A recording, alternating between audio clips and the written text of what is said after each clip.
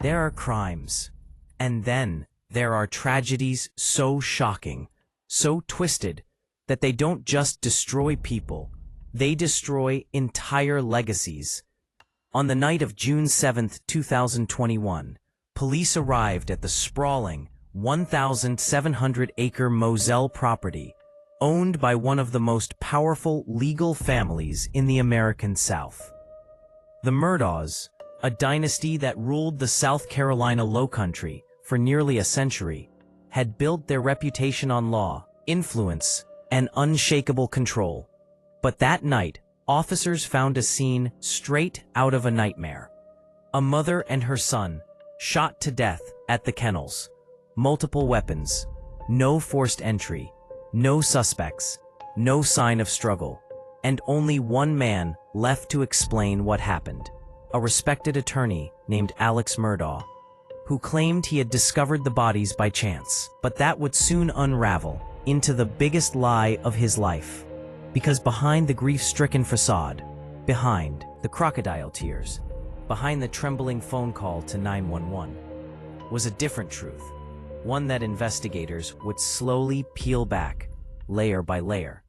A truth filled with addiction, financial fraud, stolen millions, insurance schemes, mysterious deaths, staged shootings, and at the center of it all, a father capable of murdering his own wife and child to protect himself. Tonight, we don't just revisit the crime scene, we examine the collapse of an empire. A legacy built on power, dismantled by lies. A man who lost control and killed to regain it. This is the story of how Alex Murdaugh, once a wealthy lawyer, a Southern gentleman, a family man, became a family annihilator.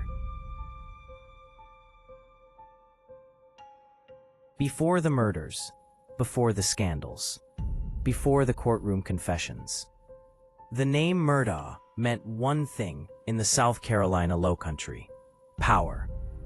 For almost 100 years, 3 generations of Murdaugh men served as solicitors, the region's top prosecutors. They didn't just enforce the law, they were the law. If the Murdaughs wanted someone prosecuted, it happened. If they wanted someone protected, they were protected. If they wanted something buried, it stayed buried.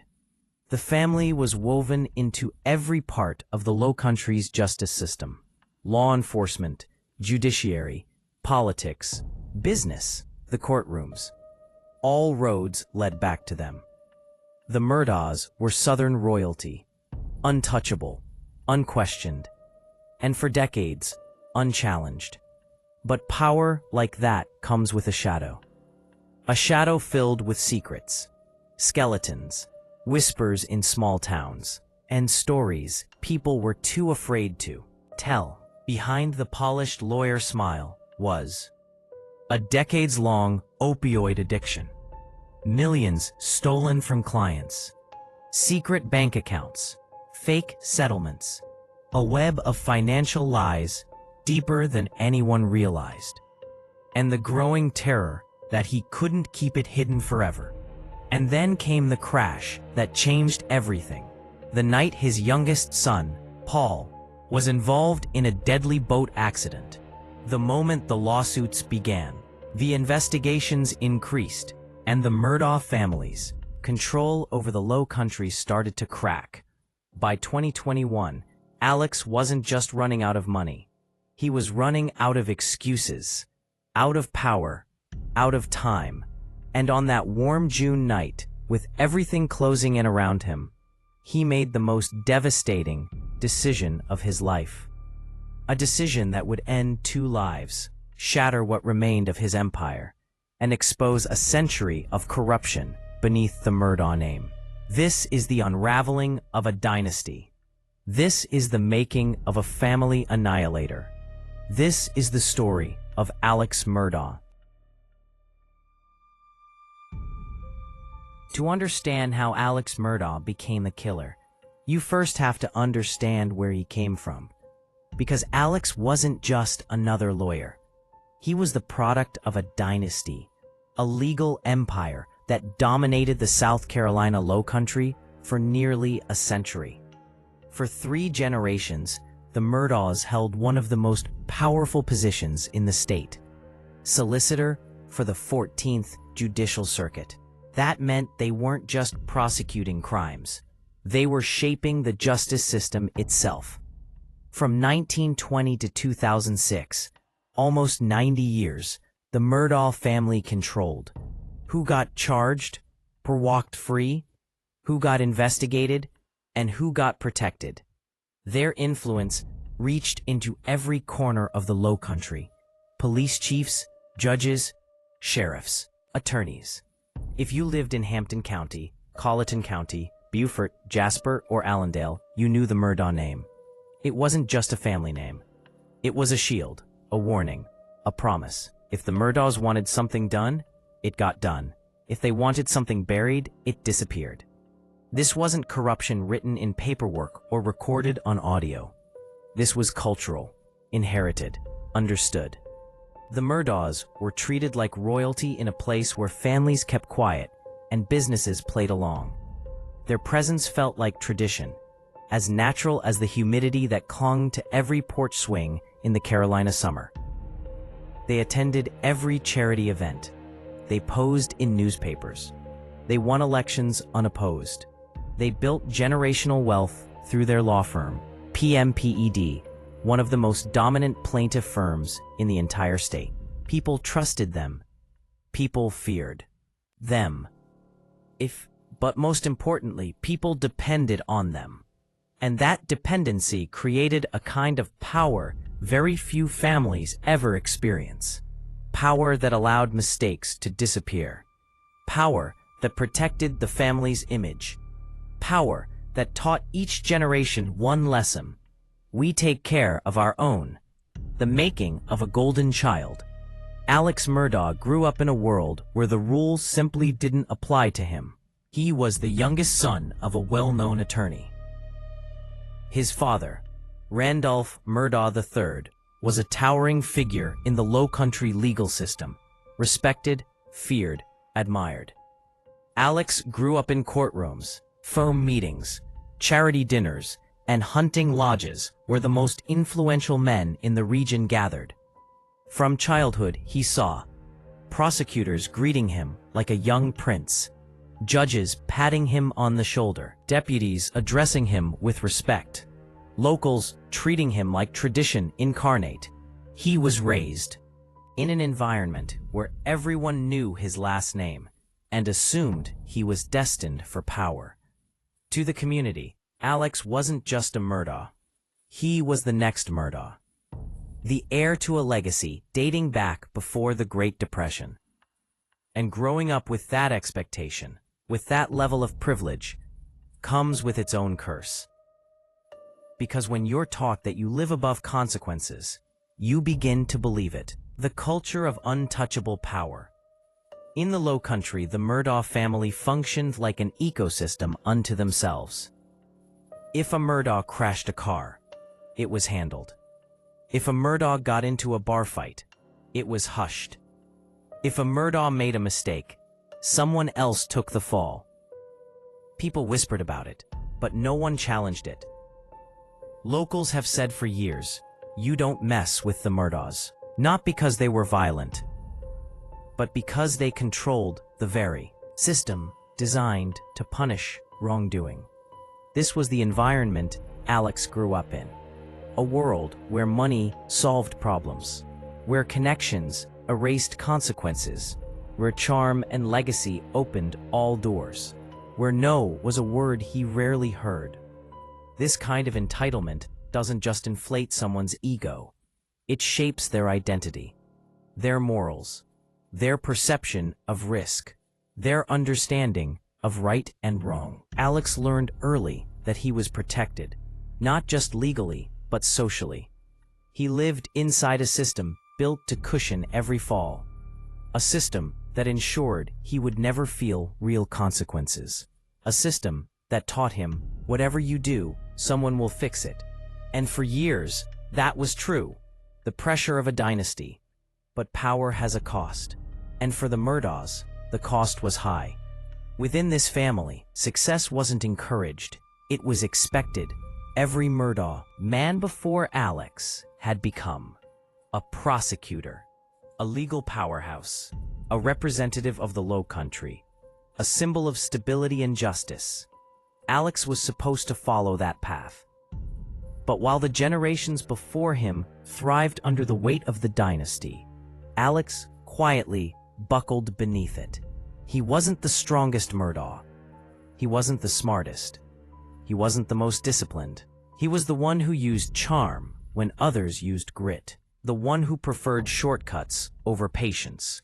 The one who couldn't maintain the image as cleanly as his father and grandfather. And instead of facing responsibility, he hid everything that didn't fit the Murdaugh brand.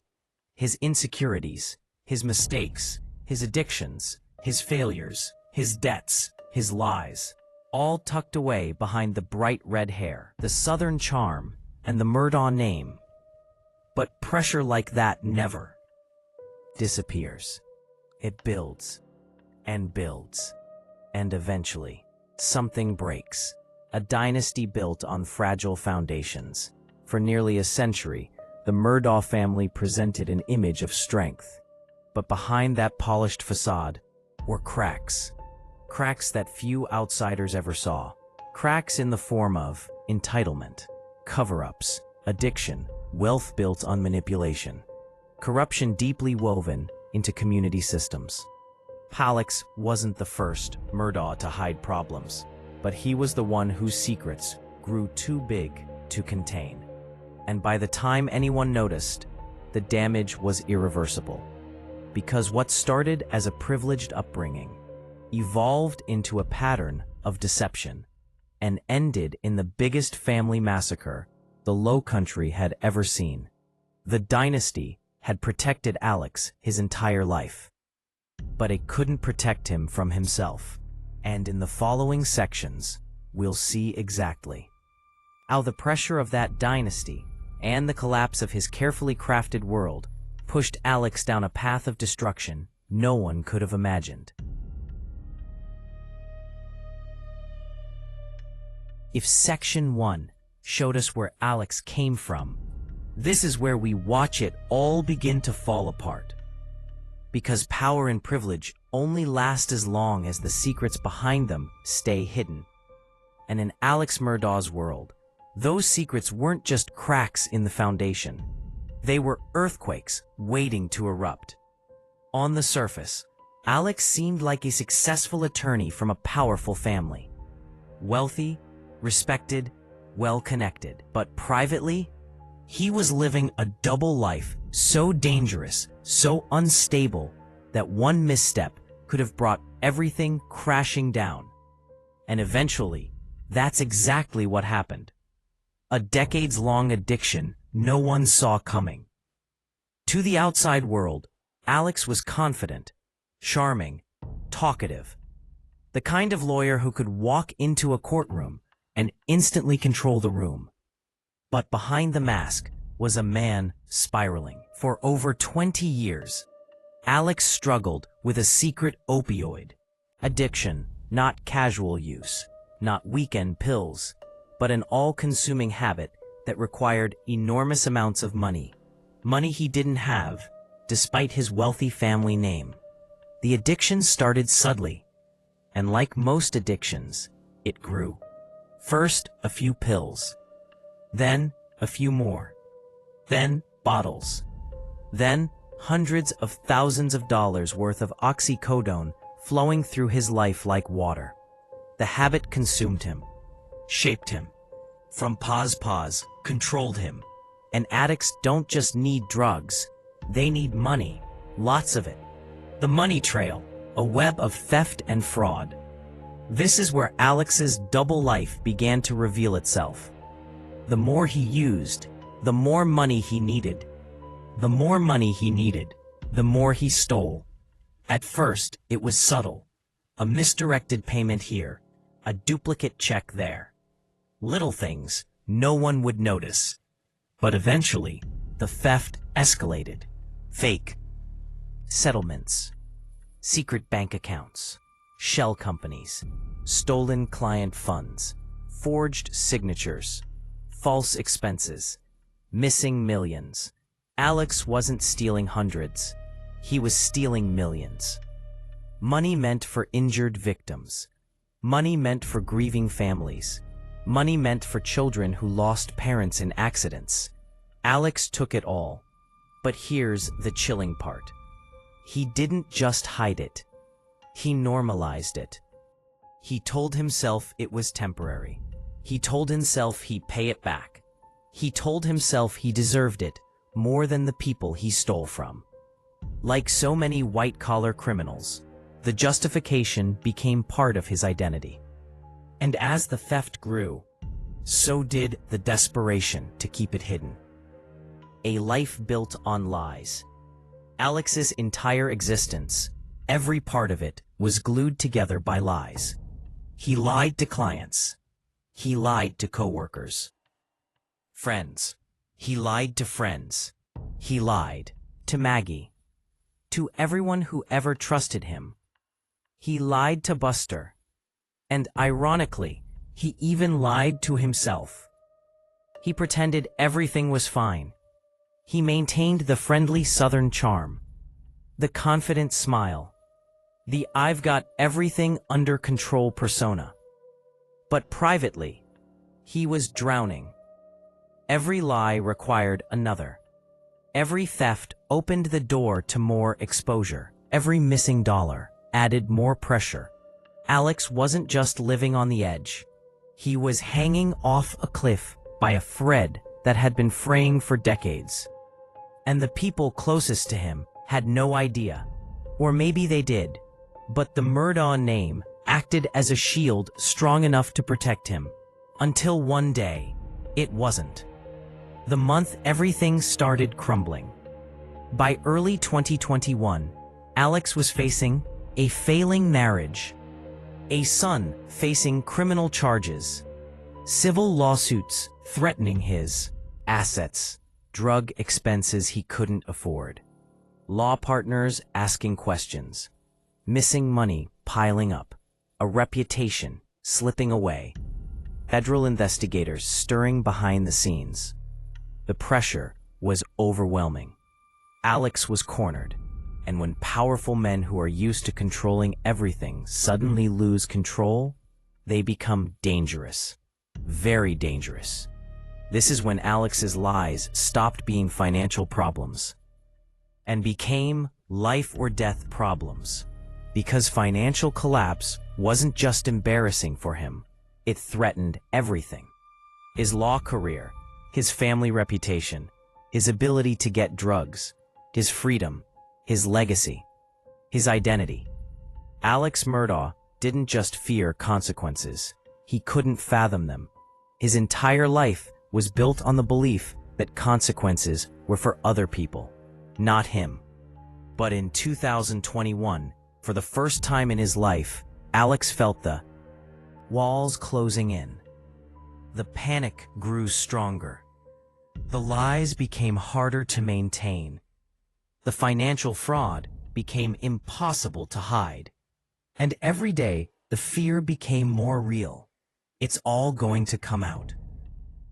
And when a man like Alex, a man raised in privilege, fed by entitlement, driven by ego, drowning in addiction, believes he has no way out, that's when the unthinkable becomes possible. And that's when the path to murder begins. The countdown begins.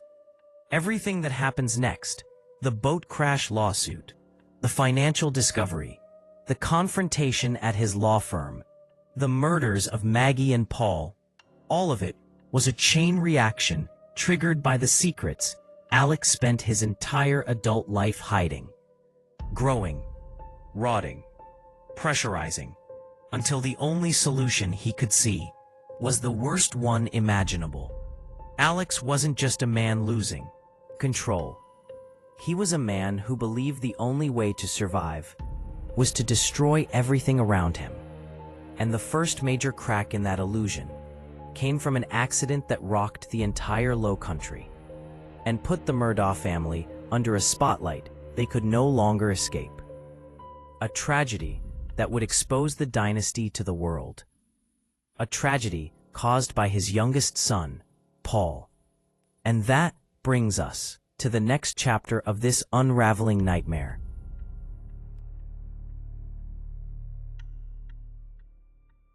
If Alex's finances were the wick, his youngest son, Paul, was the spark that lit the fuse. Because long before the murders, long before the courtroom cameras and the national headlines, one tragedy set everything in motion. A tragedy that would haunt the Murdaugh family forever. And that tragedy was the death of 19-year-old Mallory Beach. The night that changed everything. It was February 23rd, 2019. A cold, quiet night along the South Carolina coast. The kind of night where the air feels thick and the water moves like dark glass. Paul Murdaugh and a group of friends, including Mallory, were partying near Beaufort. They drank, they laughed, they took selfies, they moved from bar to bar. But the problem wasn't the drinking, it was the boat. Paul insisted on driving the family boat that night, drunk, angry, and reckless. Eyewitnesses later testified that he was belligerent, slurring, and switching between two personalities. Normal Paul and Timmy, the dark, violent alter ego that appeared when Paul was drunk. Everyone begged him not to drive. They pleaded. They tried to stop him. But Paul was a Murdaugh, and Murdaughs don't get told what to do, not in the Lowcountry. He got behind the wheel anyway. The crash. At 2:20 a.m., the boat slammed into a bridge piling on Archer's Creek. The impact was devastating. Bodies thrown, blood everywhere, panic echoing across the freezing water. And Mallory Beach, just 19 years old, was thrown into the river and disappeared beneath the black water. Her friends searched. They screamed her name. They jumped in. They begged for help. But Mallory was gone. Her body was found 7 days later, miles away. It was a tragedy, one that should have sparked accountability. But this wasn't just any boat crash. This was a Murdaugh boat crash. And that meant the rules suddenly shifted. The immediate aftermath, a familiar pattern. At the hospital, something strange happened. Something that would later become a centerpiece in the case. Multiple witnesses said Alex and his father Randolph showed up within minutes, moving through the hospital with confidence and authority, trying to control the narrative. It was the same pattern the Murdaughs had used for decades. Step in early. Redirect blame. Influence witnesses. Protect the family name. Alcohol tests were delayed. Statements were manipulated. Officers deferred to the family. And one officer was even overheard saying, "Do you know who his family is?" Everyone knew, and that was the problem. A community turns against a dynasty. For years, the Murdaugh name shielded them from public scrutiny. But not this time. Mallory Beach wasn't just a victim. She was a beloved young woman from a respected family. The community grieved her. They demanded justice. And for the first time in decades, people weren't afraid of the Murdaugh name. Paul was eventually charged with felony boating under the influence. But the real damage wasn't the criminal case. It was the civil lawsuit, the Beach family lawsuit, the beginning of the end. Mallory's family filed a wrongful death lawsuit. And the moment that lawsuit hit the court system, Alex's entire financial life came under scrutiny. This lawsuit threatened everything: his assets, his secret accounts, his stolen settlement funds, his fraudulent business practices, his fake shell company, Forge, his addiction, his reputation, his dynasty. For the first time in Alex's life, He couldn't hide behind his last name. The Beach family's lawyers began digging, and what they found was catastrophic. They discovered missing client money, suspicious checks, hidden accounts, inconsistencies in Alex's finances. The lawsuit was the knife that began cutting through decades of deception, and Alex knew it. Paul becomes a liability. Paul wasn't just a son anymore. He was the center of a lawsuit that threatened to expose Alex's entire criminal operation. If the civil case moved forward, Alex's financial secrets would come out. His theft would be exposed. His drug addiction would be impossible to hide. The law firm could collapse. He could be disbarred. He could be arrested. He could go to prison. Paul had unknowingly created a ticking time bomb, and Alex could feel it counting down. The pressure becomes overwhelming. Alex wasn't just dealing with the lawsuit. He was dealing with Satterfield's insurance fraud, dozens of clients asking for money, partners questioning missing funds, his own family worried about his behavior, his addiction spiraling, the Murdaugh name being dragged through the mud. And the biggest problem? The more investigators dug into Paul's boat crash, the more they found cracks in Alex's world. The lawsuit wasn't just dangerous, it was fatal to Alex's illusion of control. And the closer the court date came, the more desperate he became. Because the one thing Alex feared more than losing money was losing his kingdom. And eventually, the pressure would push him toward a decision that would destroy the rest of his life and take the lives of his own family. Paul's boat crash wasn't just a tragedy. It was the beginning of a chain reaction that would end at the kennels on June 7, 2021.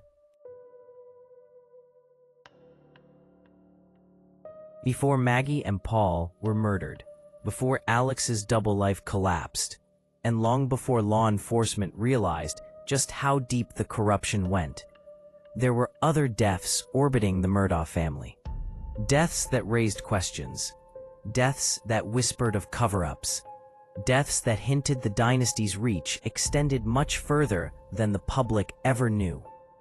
To understand the murders of Maggie and Paul, you must understand this. The Murdaugh story didn't begin with murder, but murder had been circling the Murdaughs for years. The first mysterious death, Stephen Smith, 2015. Stephen Smith was a bright, openly gay teenager in Hampton County. Smart, kind, and full of potential. On July 8, 2015, he was found dead in the middle of a rural road, miles from home. The cause of death? Blunt force trauma to the head. But here's what didn't make sense. There was no debris, no skid marks, no car. Parts. No signs of a hit and run. No injuries consistent with being struck by a vehicle. His shoes were still on. His phone and keys were untouched. His injuries looked more like a targeted attack. Investigators at the scene were confused. Highway patrol officers privately admitted they'd never seen a hit and run like this before.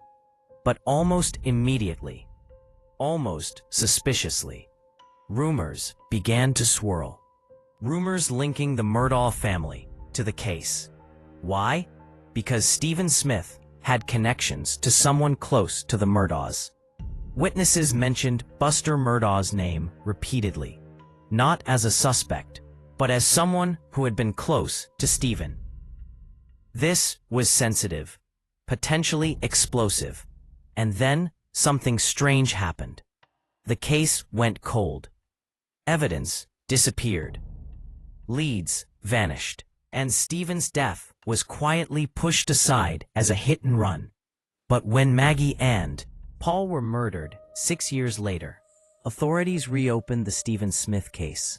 No explanation, no details, just one statement. Information uncovered during the Murdaugh murder investigation has led us to reopen the death of Stephen Smith, a chilling sign that the Murdaugh's past wasn't done speaking. The second suspicious death. Gloria Satterfield, 2018. 3 years after Stephen's death came another tragedy, one much closer to the Murdaugh home. Gloria Satterfield, the Murdaugh family's longtime housekeeper, a woman who had helped raise Alex's sons, who knew the family better than anyone, died after what Alex claimed was a trip and fall accident at their Moselle property. But the circumstances surrounding her death are murky. There were no witnesses, no clear explanation for how she fell. The story changed multiple times. No autopsy was performed. Death was listed as natural despite a head injury. Gloria was rushed to the hospital where she reportedly regained consciousness long enough to speak. And according to medical staff, she said something that would later become chilling. "The dogs caused me to fall." But when investigators asked questions, the answers were vague and inconsistent. And here's where the story becomes disturbing. Alex approached Gloria's sons and told them, "I'm responsible for Gloria's death. You should sue me. My insurance will pay you millions." It sounded sincere, a gesture of guilt, a chance for the family to receive justice. Except, they never received any of the money. Alex stole it. He worked with corrupt contacts to funnel the settlement into a fake account labeled Forge, where he pocketed every dollar, over $4 million. Gloria's family didn't learn the truth for years, and when the public found out, it revealed something horrific. Even in death, Alex found a way to profit off someone he claimed to love. This was not just financial fraud. This was moral depravity. The third shadow, the Murdaugh family pattern. By the time Maggie and Paul were killed in 2021, 3 major deaths had surrounded the Murdaugh family. Stephen Smith, unexplained, suspicious, unsolved. Gloria Satterfield, allegedly accidental, later tied to fraud. Mallory Beach, the result of Paul's reckless behavior, followed by an attempted cover-up. 3 deaths, 3 young lives lost. 3 stories with trails leading back to the Murdaughs. And each time, someone died. The Murdaughs were connected. Evidence went missing. Investigations stalled. The family was shielded. It formed a pattern, one that the public had been too afraid to acknowledge.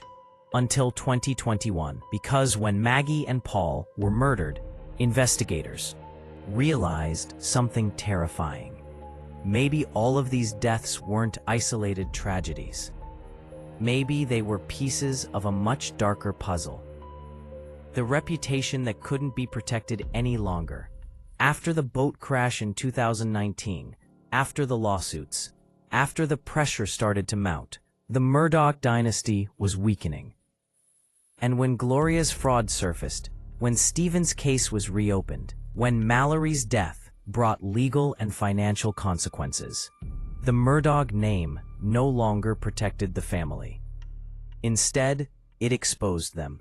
By 2021, the dynasty was collapsing publicly, and every death that had once been swept under the rug came roaring back into the spotlight. People started asking, did the Murdaughs interfere in Stephen's case? Was Gloria's death truly an accident? How much did Alex steal? What did Maggie know? What did Paul know? Who was Alex trying to protect? Who was he trying to silence? These weren't conspiracy theories. They were questions investigators were actively asking.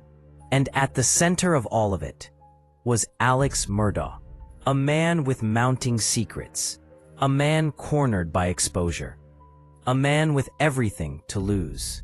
Because these deaths didn't just haunt the family, they threatened to destroy the illusion Alex had spent his life protecting. They were the ghosts that followed him everywhere, the ghosts he could no longer outrun, and the ghosts that would eventually meet him at the kennels on June 7th, 2021. Because when a man like Alex, a man who built his entire life on deception, believes that everything is about to come crashing down, he doesn't just panic. He becomes dangerous. And that danger would explode into unthinkable violence.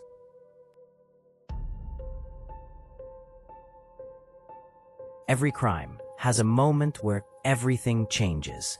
A moment where events stop being random and begin forming a pattern. For the Murdaugh family, that moment was June 7th, 2021, a night that began like any other on their sprawling Moselle property, and ended with the violent deaths of Maggie and Paul.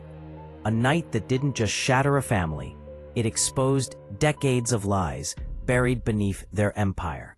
To understand this night, we must piece it together through evidence, timelines, and Alex's own words. Because the truth hides in the moments he hoped no one would notice. The hours before the murders, a man under pressure.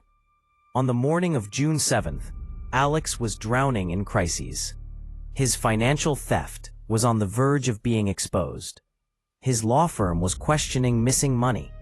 The Beach family civil lawsuit threatened his assets. His drug addiction was spiraling. His marriage was under strain. And Paul's criminal case was reopening old wounds. He was losing control of the dynasty he once believed was unbreakable. Investigators later said something chilling. Alex's world was collapsing that week. And for someone who built an identity on power, losing control wasn't just frightening. It was an existential threat. It meant consequences, accountability, exposure. Things Alex could not allow. And the family dynamic that day, a storm no one noticed. On June 7th, Maggie was hesitant to go to Moselle. She didn't want to see Alex. She wasn't staying there full-time. She was living at the family's other home on Edisto Beach. But Alex called her, repeatedly, insistently. He told her his father was dying, that he needed support. Even though investigators later learned his father's condition had not changed that day, Maggie eventually agreed to come. She drove to Moselle to meet her husband, not knowing that decision would be her last. Paul was already there. He and Alex rode around the property earlier that day. A normal father-son routine, feeding the dogs, checking the fields. By late afternoon, nothing seemed out of place. But beneath the surface, pressure was building. Maggie was texting friends about Alex's strange behavior. Alex was juggling lies. Paul was fighting his own legal battles. There was tension. Quiet, unspoken, but heavy. The kind of tension that feels like a storm building in the air. The last known moments of peace. At 8:30 p.m., Paul and Maggie went to the kennels. It was routine. The dogs needed feeding. The chickens were making noise. A friend's dog had an injured tail. Paul often filmed the dogs to send to his friends. Nothing about this moment suggested danger. In fact, the last video Paul ever recorded, found later on his phone, captures a normal everyday moment. Dogs barking, mosquitoes buzzing, Maggie talking in the background, Paul teasing his friend about the dog's tail, and most importantly, Alex's voice can be heard. This was crucial, because for months, Alex claimed he was nowhere near the kennels. He said he was napping at the house. He said he didn't go down to the dogs that night. He built his entire alibi on that claim. But Paul's final video, time-stamped 8:44 p.m., destroyed it. Alex was there, minutes before the murders, standing feet away from the victims. The murders, a timeline of violence. At 8:49 p.m., Paul's phone locked, never to be unlocked again. Between 8:49 p.m. and 8:53 p.m. Investigators believe the murders occurred. The violence was brutal, sudden, execution style. Paul shot first with a 12-gauge shotgun. The first shot blew through his arm and chest. The second, fired at close range, entered his head. It was catastrophic. Instant death. Paul collapsed near the feed room door, his phone falling inches from his body. Maggie, hearing the explosions, she ran. She was shot with a .300 blackout rifle, a high-powered weapon. She tried to flee, but the shooter pursued her. One shot to the thigh, another through her abdomen, one tearing through her chest. The final shot to the head. She collapsed near the kennels, dying alone on the cold ground. 2 weapons, 2 victims. A quick, controlled sequence. This wasn't a random attack. It wasn't an impulsive explosion. It was a focused, decisive act. A targeted execution. The call, a performance begins. At 10:06 p.m., Alex called 911. By then, Maggie had been dead for nearly an hour. Paul had been dead for nearly an hour. The shooter had long since washed up, changed, and prepared a story. Alex's voice on the 911 call was frantic, broken, panicked. But investigators later noticed inconsistencies. No dirt on his clothing, no blood spatter, no footprints matching his story. No signs he approached the bodies. No trauma on his hands or knees. No mud on his shoes. And no physical evidence matching what someone would look like after checking 2 mutilated bodies. The tears sounded real, but the evidence suggested something else. Performance. And when deputies asked him basic questions, Alex began planting seeds, subtle suggestions that the murders were connected to the boat crash. It was the first hint of misdirection. A classic tactic. Shift suspicion before anyone even asks. The evidence that changed everything. In the days that followed, investigators quietly gathered evidence. And what they found dismantled Alex's alibi piece by piece. 1. Phone data. Alex's phone showed movement when he claimed to be napping. 2. Car data. His vehicle recorded stops, speed, and doors opening exactly during the murder window. 3. Clothing. The clothes he wore earlier that day were never found. Gunshot residue.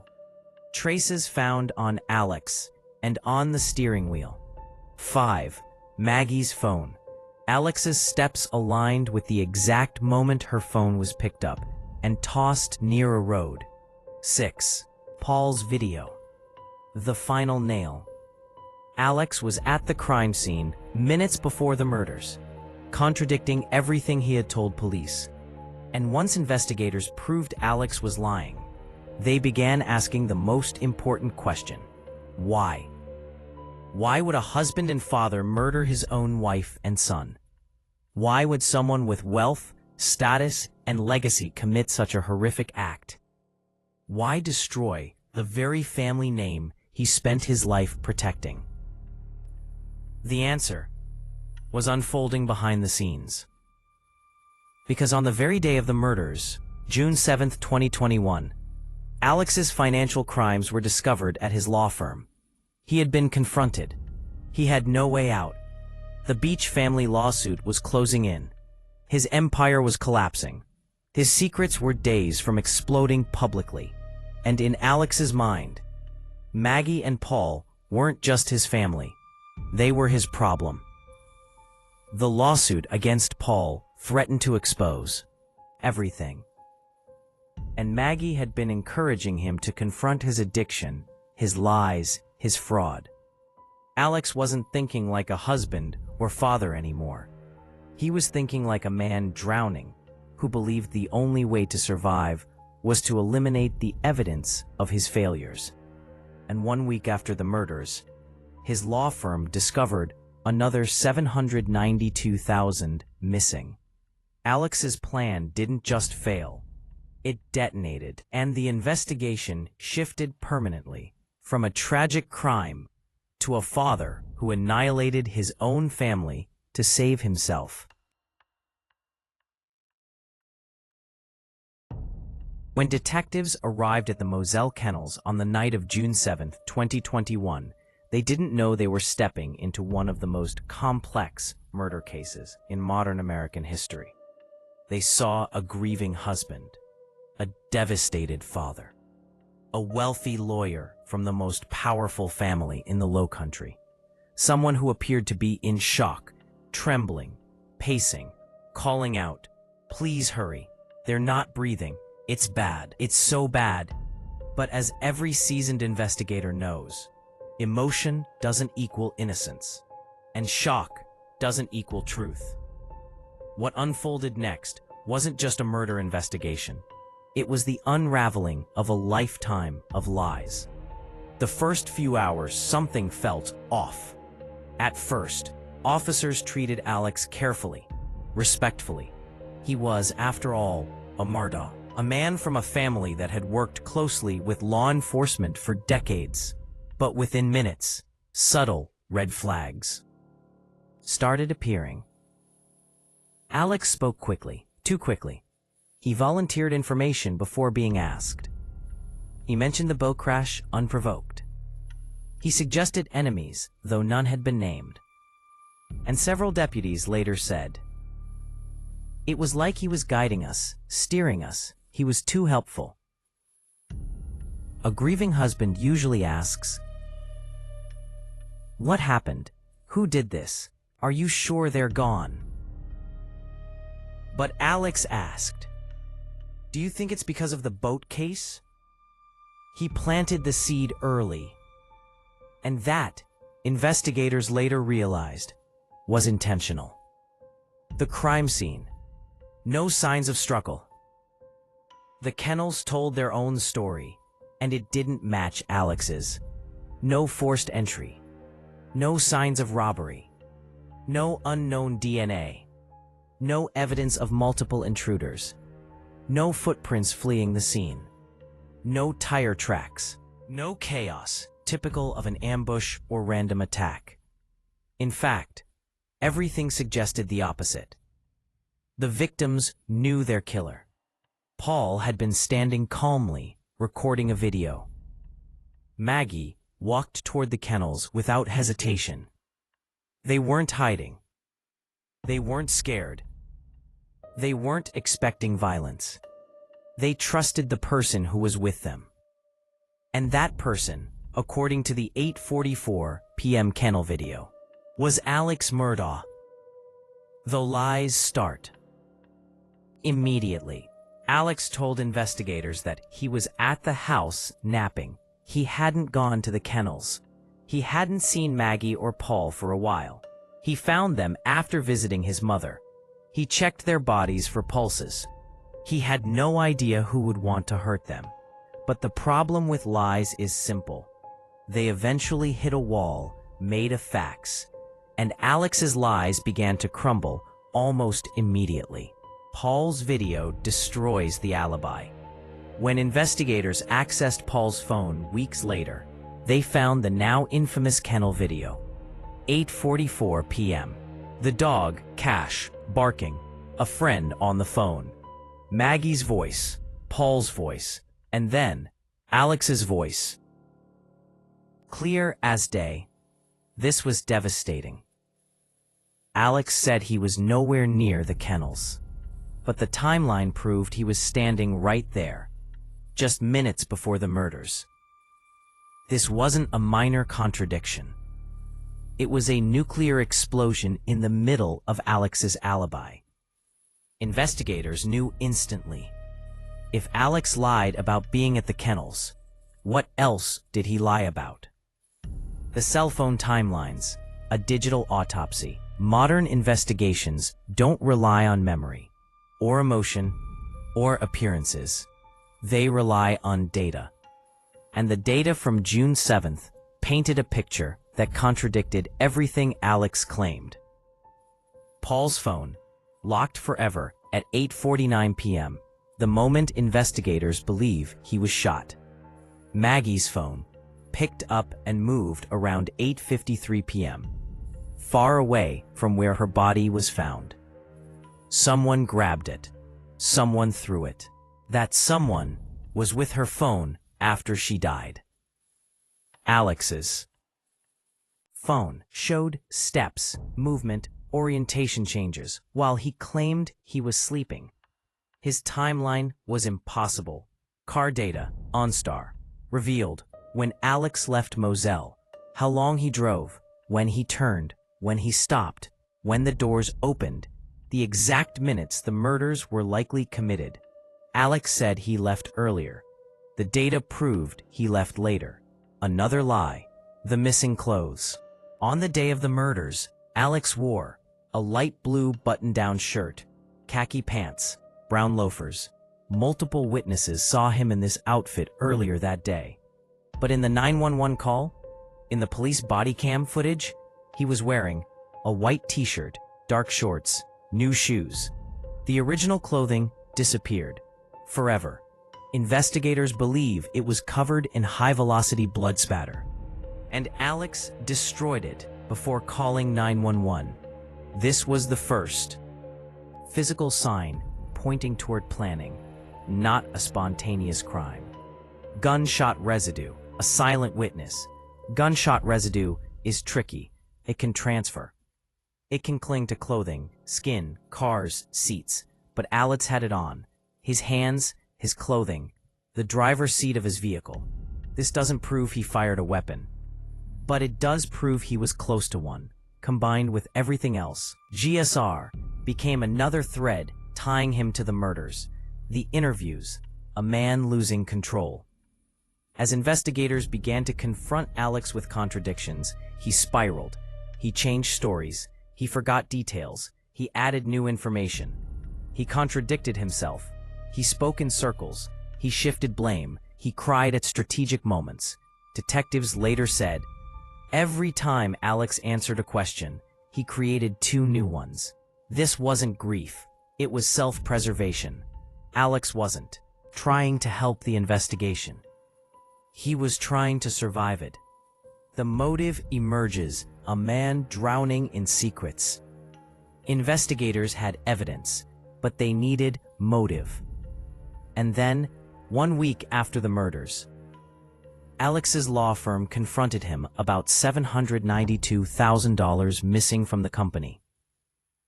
He was caught, exposed, cornered. The murders suddenly made horrifying sense, because killing Maggie and Paul removed the pressure of the boat crash lawsuit, the financial exposure during discovery, the witnesses closest to his secrets, the emotional leverage used against him, the embarrassment of public downfall. Paul's death would delay and possibly derail the Beach family lawsuit. Maggie's death would prevent scrutiny of Alex's finances, and community sympathy would shield him. Or so he thought. The suicide for hire scandal, the final piece. 3 months later, Alex staged a bizarre shooting on a rural road, claiming a stranger shot him in the head during a drive-by. It was a lie, a clumsy, desperate one. He had hired his distant cousin, a drug dealer named Curtis Eddie Smith, to shoot him so Buster could collect a $10 million insurance payout. This wasn't grief. This wasn't trauma. This was strategy. A man willing to fake his own murder was a man capable of killing his family. Investigators now had motive, opportunity, lies, digital proof, forensic support, financial collapse, behavioral evidence. The case was building. The facade was cracking. The dynasty was dying. And Alex Murdaugh was no longer a victim. He was the prime suspect. By the summer of 2021, Alex Murdaugh had lost control of the narrative. He had lost control of his family. He had lost control of his finances. And slowly, painfully, he was losing control of the dynasty he had spent his entire life hiding behind. The murders of Maggie and Paul were not the end of Alex's problems. They were only the beginning. Because the moment Maggie and Paul were gone, everything Alex tried to bury for years began clawing its way to the surface. And what emerged was darker, more twisted, and more calculating than anyone in South Carolina could have imagined. A dynasty collapsing in real time. In the days following the murders, sympathy initially protected Alex. People felt sorry for him. They believed he was a grieving husband and father. The community rallied around him. Meals were delivered. Hands were shaken. Condolences poured in. But sympathy has a short shelf life. And the truth lasts much longer. As detectives quietly built their case behind the scenes, another bombshell was detonating inside the walls of Alex's law firm, PMPED. On June 7th, the very morning of the murders, the firm confronted Alex about something he could no longer explain away. $792,000 missing. A number too big to ignore. A theft too large to hide. For the first time in decades, Alex had no excuse, no story, no scapegoat. His empire wasn't cracking. It was imploding. And investigators would soon discover that $792,000 was only the beginning. The audit that changed everything. After the murders, PMPED partners decided to do something they had avoided for years. A full internal audit. What they found was staggering. Dozens of clients never received settlement money. Fake, forged bank accounts that Alex secretly controlled. Checks written to himself disguised as legal fees. Missing funds from cases dating back years. Multi-million-dollar discrepancies. Evidence of long-term, organized financial theft. False documentation. Forged signatures. Entire paper trails leading straight back to Alex. This wasn't impulsive. This wasn't sloppy. This wasn't a single mistake. It was a decade-long criminal enterprise worth over $9 million. And now, without Paul, without Maggie, without their lawsuits, Alex's crimes had nowhere left to hide. The law firm cuts ties. On September 3, 2021, Alex Murdaugh walked into his office for the last time. His partners, people who had known him his entire life, confronted him again. This time with proof. Their patience, their loyalty, their protection, it was over. They asked for his resignation. Alex didn't fight. He didn't argue. He didn't defend himself. He simply stepped down, walked out of the building. And his life as a lawyer ended in silence. A century-old dynasty, built on reputation and respect, was collapsing under the weight of one man's lies. The attempted suicide-for-hire scheme, a final, desperate act. One day later, on September 4, 2021, Alex staged one of the most bizarre crimes in modern true crime history. He called 911, breathing heavily, claiming he had been shot in a drive-by on the side of a rural road. To the public, it looked like an assassination attempt, a targeted killing, another tragedy for a cursed family. But investigators quickly discovered the truth. Alex had hired a distant cousin and drug dealer, Curtis Eddie Smith, to shoot him. The goal? To die. To make it look like murder. So his surviving son, Buster, could collect a $10 million life insurance payout. It was less an act of grief, and more a final attempt to control the narrative. a last grasp at manipulation. Proof that even after his family's murders, Alex was still thinking about money, still thinking about himself, still scheming. The mask finally falls. When police confronted Alex about the staged shooting, he broke down. The charm vanished, the Southern gentleman persona slipped away, and he confessed. He was addicted to opioids. He had been stealing for years. He staged the shooting. He hired Eddie Smith. He wanted Buster to get insurance money. This wasn't the controlled, charming lawyer from the courtroom. This was a man unraveling. The secrets he had buried for decades were pouring out, exposed in a matter of days. And the world watched in disbelief as a once powerful attorney became a public spectacle. The arrest. The end of the Murdaugh illusion.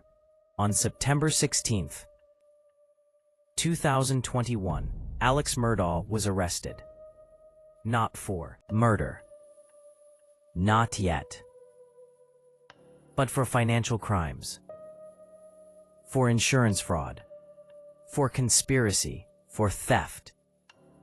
And as the charges stacked up, state charges, federal charges, white-collar crimes, drug charges, fraud charges, it became clear.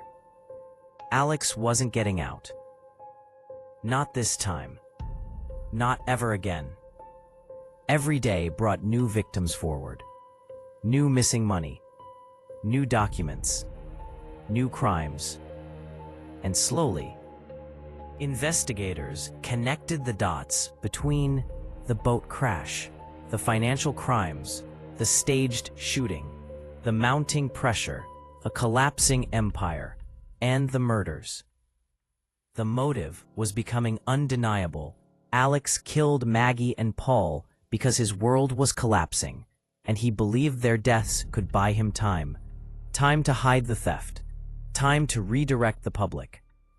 Time to regain control of the narrative. But instead, their deaths exposed everything. About time. The path toward murder charges. Cell phone data. Vehicle data. Forensic analysis. Financial motives. Behavioral patterns. Lies upon lies. The truth became impossible to ignore. Alex wasn't a grieving father. He wasn't a victim of circumstances. He wasn't a man caught in tragedy. He was a man backed into a corner and capable of the unthinkable. On July 14th, 2022, more than a year after the murders, Alex Murdaugh was charged with the murder of his wife, Maggie, and his son, Paul. The courtroom was silent. The headlines exploded, and the illusion officially ended. A man born into privilege, raised in power, protected by a dynasty, had become a criminal, a fraudster, and now a suspected family annihilator. His long road to freedom was over. His long road to justice was just beginning.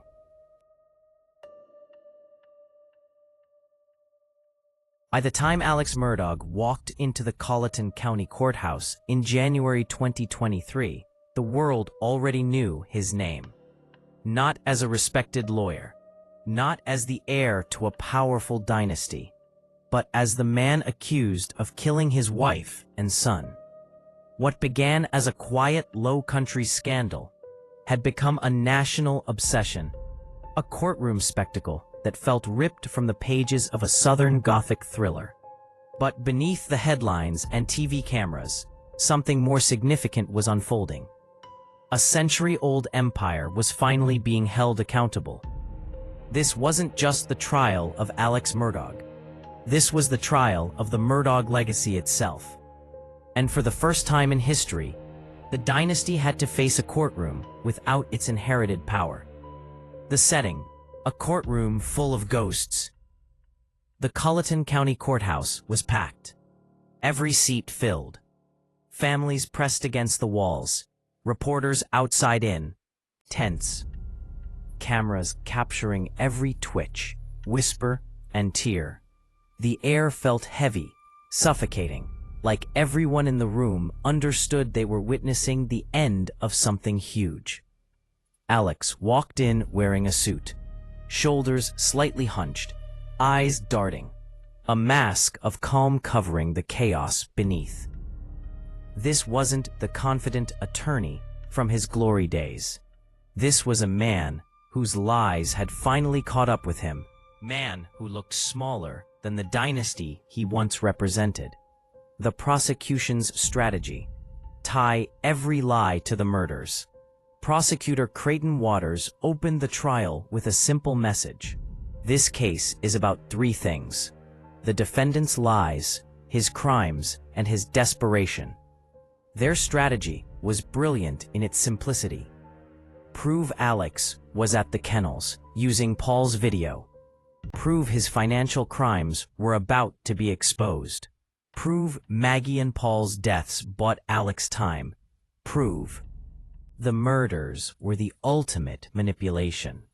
For 6 weeks, the prosecution laid out digital data, expert forensics, GPS records, phone logs, gun residue, clothing changes, behavior analysis, witness testimony, financial timelines. Piece by piece, they dismantled the facade Alex had relied on his entire life. And the most damaging part: every lie Alex ever told, every theft, every manipulation, every inconsistency became evidence of who he truly was. A man who would do anything to protect himself, even kill. The defense: he's a liar, not a killer. The defense had only one viable strategy: admit he lied, admit he stole, admit he betrayed everyone around him, but deny he killed his family. They painted him as a flawed man, a broken addict, a grieving father, a victim of circumstance, a man overwhelmed by loss. But this strategy had a fatal flaw. Alex's lies were endless. Admitting he lied didn't make him relatable. It made him dangerous. It made him unpredictable. It made him capable of anything. The jury saw that. And the more Alex tried to twist the story, the more the truth slipped through his fingers. The cell phone evidence. The silent witness. Technology does not lie. Paul's 8:44 p.m. kennel video became the trial's turning point.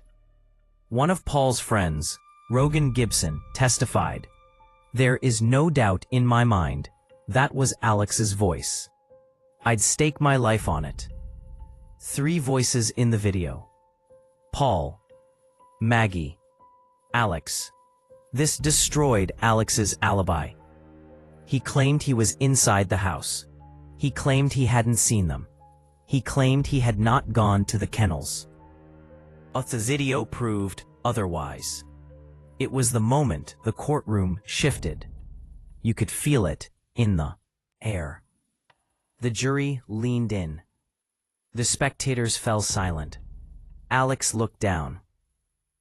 His greatest lie had been exposed by his own son just minutes before Paul died. It was as if Paul reached out from the grave to tell the truth.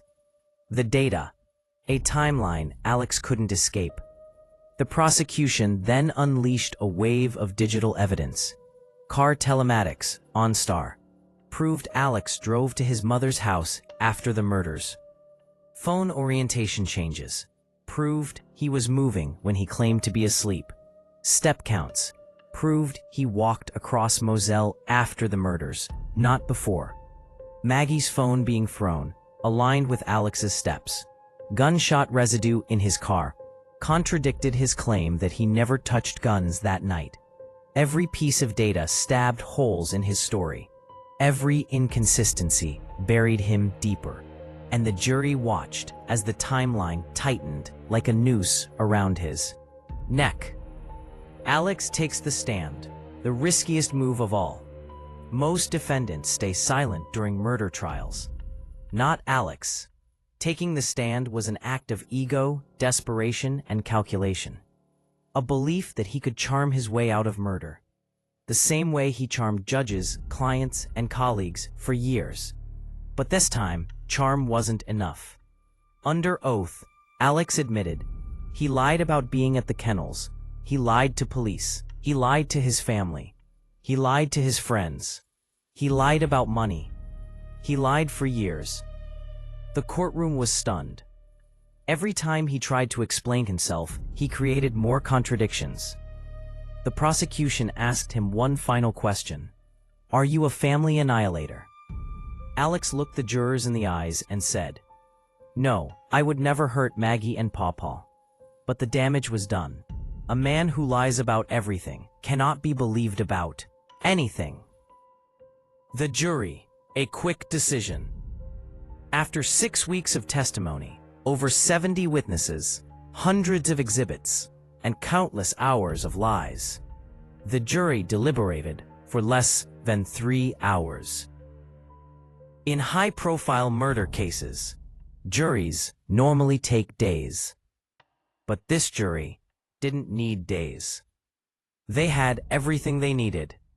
When they returned, the courtroom fell silent. The clerk read the verdict.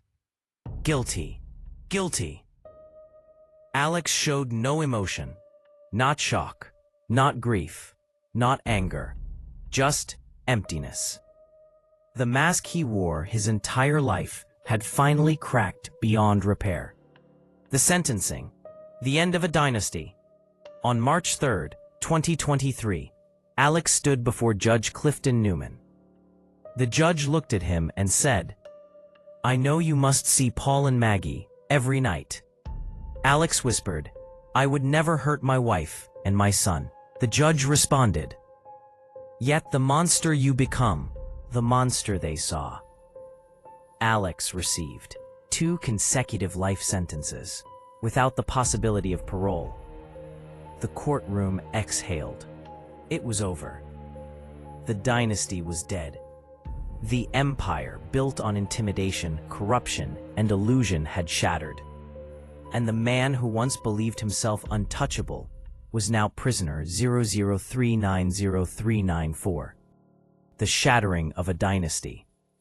Alex's conviction didn't just close a chapter. A man who believed he could kill his own family and still walk free. But the trial proved something simple and profound. Even the most powerful man can fall. Even the strongest dynasty can crumble. Especially when the killer is one of their own. Family annihilators are rare, but they are not random. They emerge from specific patterns: psychological fractures, financial collapse, narcissistic identity, and the overwhelming fear of losing control. Alex Murdaugh is not unique among murderers, but he is almost unprecedented among family annihilators. A wealthy lawyer. A man born into a century-old dynasty. A man with power, status, reputation, and influence. Most family annihilators are men who feel trapped, cornered by debt, shame, or the collapse of their identity. Alex was all 3, but his case has an even darker layer.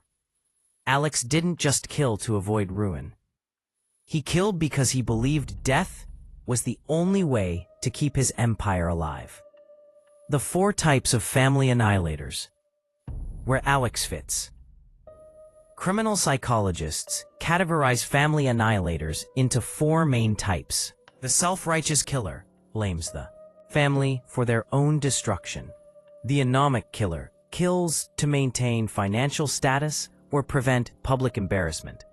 The disappointed killer believes the family hasn't lived up to expectations. The paranoid killer believes he's protecting the family from a perceived threat. Alex Murdaugh fits 2 categories simultaneously, a rare and extremely dangerous combination. Anomic. His identity and self-worth were tied entirely to wealth, status, and reputation. When his financial crimes were exposed, his world collapsed. Self-righteous, he believed he had the right, even the obligation, to fix the situation, no matter the cost. Even if that cost was his own wife and son. A mind shaped by power and entitlement. From childhood, Alex learned a dangerous lesson. Rules are optional. Consequences are negotiable. And someone will always clean up your mess. This bred a personality steeped in narcissism, grandiosity, entitlement, avoidance of responsibility, emotional manipulation, lack of accountability, chronic lying, addiction as escape. A belief that he could charm his way out of anything. To Alex, reality was flexible. Facts were bendable. The truth was whatever he said it was. This mindset becomes lethal when the walls close in. Because a narcissist will do anything, to protect the fragile identity they've built. The trigger, a man cornered by his own lies. Family annihilators often strike when their self-image collapses. For Alex, this collapse happened in 2021. His firm discovered missing money. The Beach lawsuit threatened to expose everything. His addiction was spiraling. Maggie was pulling away. Paul was facing prison. Investigators were circling. His name, the Murdaugh name, was in the mud. His dynasty was collapsing in real time. He was drowning financially, drowning legally, drowning emotionally, drowning psychologically. A man like Alex had only ever known one thing: control. And he was losing it. His identity, the wealthy lawyer, the powerful Murdaugh, the respected Southern gentleman, was crumbling. And when his identity crumbled, so did the boundary between thought and violence. The narcissistic breakdown. Narcissists do not process failure like normal people. When a narcissist's world collapses, they experience narcissistic injury, shame they cannot tolerate, panic at the loss of control, rage at being exposed, fear of public humiliation, a belief that everything is slipping away, a sense of entitlement to do whatever it takes to restore their image. They become dangerous, not because they enjoy killing, not because they planned it for years, but because, in their distorted mind, murder becomes a solution, a reset button, a way to reclaim control. This is what happened to Alex. Maggie and Paul weren't just family, they were witnesses, proof of his lies, living reminders of his failures, financial liabilities in the lawsuits, emotional leverage used against him, people who could testify against him. Alex didn't kill strangers. He killed the people closest to him because in his unraveling mind, their deaths were his salvation. The psychological motive: murder as a solution. Criminologists break down Alex's motive into 4 interconnected pillars. 1. Financial desperation. Alex's theft was about to be exposed. He was days away from public ruin. Maggie and Paul's deaths delayed the Beach lawsuit and shifted sympathy to Alex. 2. Identity collapse. Alex's entire sense of self revolved around being a Murdaugh. The moment he lost control, he lost himself. Murder in his twisted mind was a way to regain control. Shame avoidance. Family annihilators often kill to avoid disgrace. Alex could not face humiliation. He could not face exposure. He could not face accountability. His solution was erasing the evidence of his failures. Manipulation. Alex believed Maggie's death would end their marital conflicts. Paul's death would end the boat lawsuit. Community sympathy would protect him. Investigators would look elsewhere. He could rebuild his narrative. He believed killing his own family would fix his life. That is the mind of a true, narcissistic family annihilator. A dark reality. He loved them, but loved himself more. Family annihilators often genuinely love their families. That's what makes the crime so chilling. Alex likely did love Maggie. He likely did love Paul. But narcissistic love has a limit. They love you, but they love themselves more. And when forced to choose between their family's life and their own reputation, they choose themselves. Alex didn't murder out of hatred. He murdered out of self-preservation. It is one of the darkest human impulses. The final psychological shift. Shortly before the murders, Alex performed actions consistent with premeditation. Calling Maggie to Moselle, luring her under false pretenses, making sure Paul was nearby, hiding the weapons afterward, cleaning up, changing clothes, creating an alibi, driving to his mother's house, tossing Maggie's phone, returning home to discover the crime scene. This level of calculated behavior shows something critical. Alex did not break suddenly. He made a choice. A cold, methodical choice. A choice that required planning, deception, psychological detachment, prioritization of self over family. A choice that defines a family annihilator. The man behind the murders, Alex Murdaugh, is not a monster in the traditional sense. He is something more human and more terrifying. A man raised to believe he was untouchable.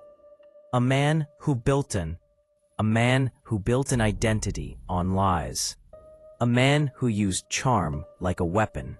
A man who believed he could outthink his own crimes. A man who believed killing his family would save him. He is the perfect example of what happens when narcissism, entitlement, addiction, and collapsing identity collide. Not a man who snapped, but a man who calculated. A man who eliminated obstacles. A man who chose murder as a solution. That is the psychology of Alex Murdaugh. That is the mind of a family annihilator.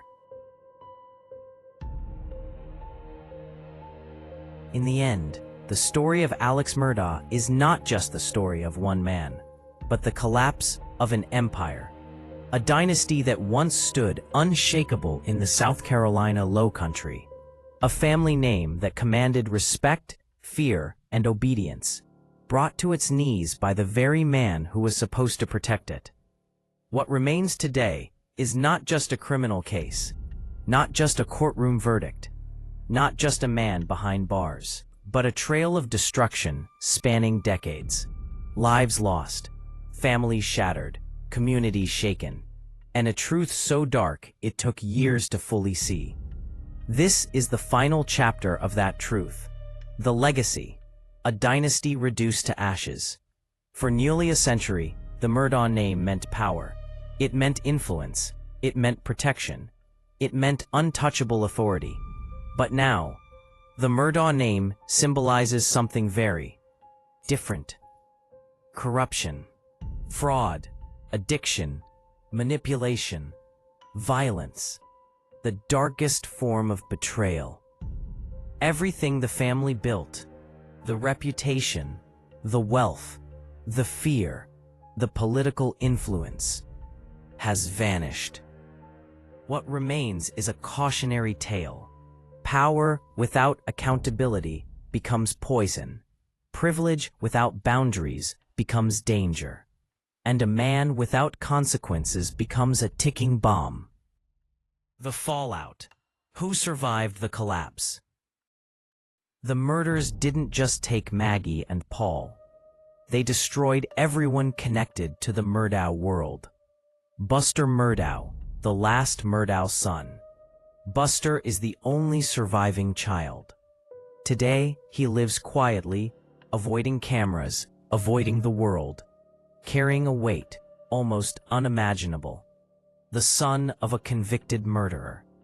The last living branch of a fallen dynasty. A young man who lost his mother, his brother, and the father he thought he knew. His future remains uncertain, his life forever altered. The victims of Alex's financial crimes, dozens of clients were robbed, injured workers, widows, children, grieving families. For every dollar Alex stole, someone else suffered. Their fight for justice continues today. The community, Hampton County, will never be the same. The courthouse that once bowed to the Murdaughs now stands as the place where their legacy died. People who once whispered in fear now speak openly. The spell is broken. Law enforcement. This case exposed years, perhaps decades, of questionable decisions, favors, and silence. Rebuilding trust will take a lifetime. The questions that still remain, even after the verdict, after the sentencing, after the documentaries and the headlines. The Murdaugh case leaves behind questions that haunt them. Lowcountry. Questions that may never be fully answered. What really happened the night of the murders? We know the timeline. We know the evidence. We know Alex lied. But what happened in those final minutes? What did Maggie say? What did Paul see? What was the trigger that pushed Alex to pull the trigger? Did Maggie know more than we think? Her texts, her behavior, her distance. They suggest she was afraid of something. Afraid of Alex's addiction. Afraid of his lies. Afraid of his financial collapse. Was she beginning to piece it all together? Did Paul know too much? Paul had access to Alex's phones, his accounts, his secrets. Was Paul becoming a liability? What about the other deaths? Stephen Smith, Gloria Satterfield, Mallory Beach. Their shadows still linger over this case. Did the Dynasty play a role in any of them? Were they truly separate tragedies? Or were they early warning signs of something darker? 5. Was this preventable? If someone, anyone, had held Alex accountable years earlier, would Maggie and Paul still be alive? This is the hardest question of all. The final image, a man alone with his monsters. Today, Alex Murdaugh sits in a small prison cell. No empire, no wealth, no influence, no protection, no more lies to hide behind. Just a man, once powerful, now forgotten, left alone with the ghosts of his own making. Every night, the lights turn off, the noise fades, the masks fall away, and in that silence, one truth remains. No matter how powerful you believe you are, no legacy is strong enough to survive the destruction of your own family.